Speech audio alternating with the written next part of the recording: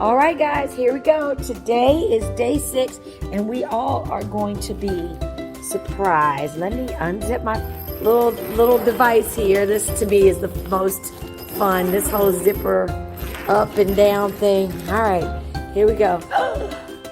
Day 6. Let's see what we're working with here.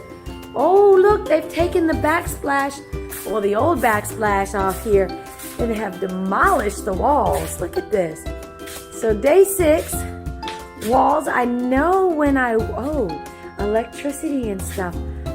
Yeah, he's going to run. We're going to get under-mounted lights under the cabinets mounted, and then he's let's see. Did he remove everything? He's going to put these, the hardware and all that good stuff, which goes under the cabinets. I know they were painting the cabinets again this morning when I left. Oh, and looks like the molding has been painted again, another coat perhaps there. So today 6 is demolishing they have demolished the backsplash. Stay tuned. Actually, you know what? This is it. I'm leaving tomorrow.